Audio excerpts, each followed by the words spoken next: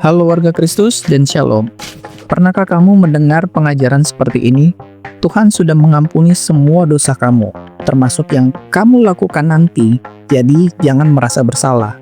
Atau ini, kamu tidak perlu lagi bertobat atau mengaku dosa, karena kamu sudah sepenuhnya dibenarkan oleh kasih karunia.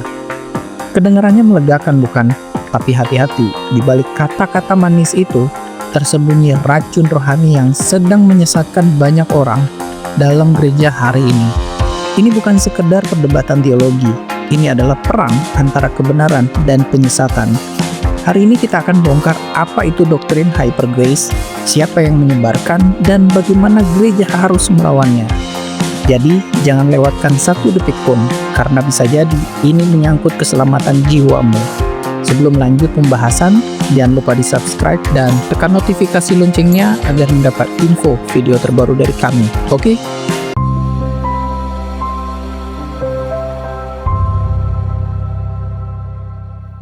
Apa itu doktrin hyper grace? Bayangkan kamu sedang sakit parah, seorang dokter datang dan berkata, "Jangan khawatir, kamu baik-baik saja," tanpa memberikan obat atau pengobatan apapun. Kamu mungkin merasa lega, tapi kamu akan mati. Itulah gambaran dari ajaran hyper grace. Ini adalah distorsi dari Injil, di mana kasih karunia Allah dipelintir menjadi alasan untuk menolak pertobatan, mengabaikan kekudusan, dan hidup seenaknya. Secara umum, hyper grace mengajarkan semua dosa, masa lalu, kini, dan masa depan sudah diampuni secara total saat kamu percaya. Seperti sebelum kamu berbuat dosa atau setelah kamu berbuat dosa, kamu sudah diampuni. Orang percaya tidak perlu lagi mengaku dosa atau bertobat. Tuhan tidak lagi menegur atau menghukum orang-orang percaya. Hukum Tuhan tidak berlaku lagi, karena kita hidup hanya oleh kasih karunia. Hyper grace seperti memberikan akses untuk melakukan dosa apapun tanpa adanya konsekuensi hukuman. Ini bukan sekedar sesat, tetapi sangat mengerikan. Pengajaran ini berawal dari keinginan untuk membebaskan orang dari legalisme, tetapi justru menyeret mereka ke dalam pelukan kebebasan palsu yang membinasakan.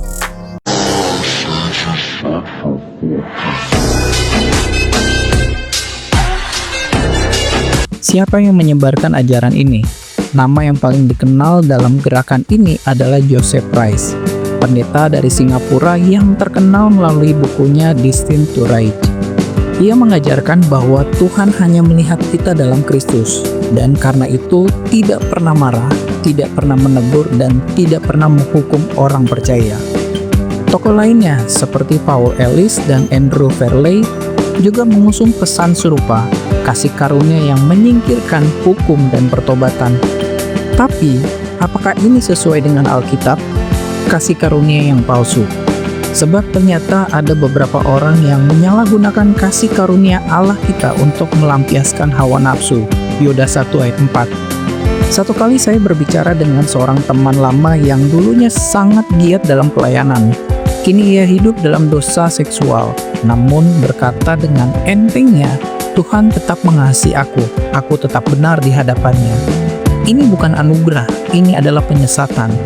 Kitab Yudas sudah memperingatkan sejak dahulu bahwa akan muncul orang-orang fasik yang menyalahgunakan kasih karunia sebagai alasan untuk hidup dalam dosa. Hyper grace membuka pintu lebar-lebar bagi orang seperti itu. Hey, how you doing, officer? Where's your car? Right down the street. Right down the street? Okay, do y'all got clean... Haruskah orang percaya masih mengaku dosa?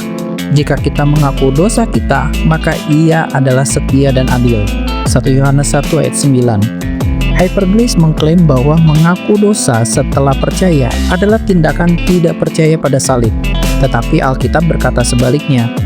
Rasul Yohanes menulis kepada orang percaya dan berkata bahwa mengaku dosa adalah bagian dari perjalanan rohani kita, bukan tindakan legalistik. Saya sendiri pernah mengalami musim jatuh dalam kebiasaan dosa yang memalukan. Tetapi saat saya datang dalam pengakuan yang hancur, saya merasakan pemulihan sejati. Bukan karena saya berusaha keras, tetapi karena saya mau rendah hati di hadapan Allah dan mau berubah dari kesalahan saya. Ingat, Allah setia kepada orang yang bertobat dan berbalik dari dosanya, dan Allah adil menghukum bagi orang yang bebal. Kasih karunia bukan lisensi dosa. Bolehkah kita bertekun dalam dosa supaya semakin bertambah kasih karunia? Sekali-kali tidak. Roma 6 ayat 1-2. Bayangkan, seorang narapidana dibebaskan dari penjara, lalu ia langsung kembali mencuri karena berpikir tidak akan dihukum lagi. Itulah yang dilakukan penganut Hyper Grace. Rasul Paulus dengan tegas menolak gagasan bahwa kasih karunia membolehkan hidup dalam dosa.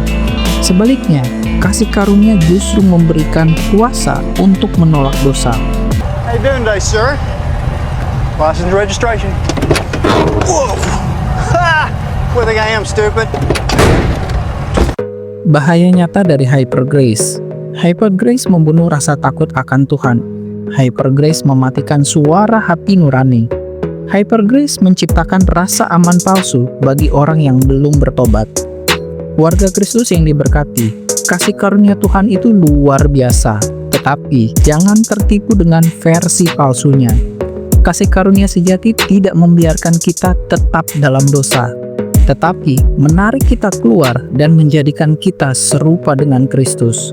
Jika kamu pernah mengikuti pengajaran Hyper Grace, saya ajak kamu kembali ke dalam kebenaran. Buka firman Tuhan, bertobat, dan alami kasih karunia yang menyucikan. Bagikan video ini jika kamu peduli pada gereja Tuhan yang sedang terancam oleh pengajaran sesat ini. Tinggalkan komentar, apa yang paling membuat kamu tercengang dari ajaran Hyper Grace ini? Sampai di sini dulu pembahasan kita tentang Hyper Grace. Tetap kuat dalam kasih karunia yang benar. Tuhan Yesus memberkati dan keep on fire.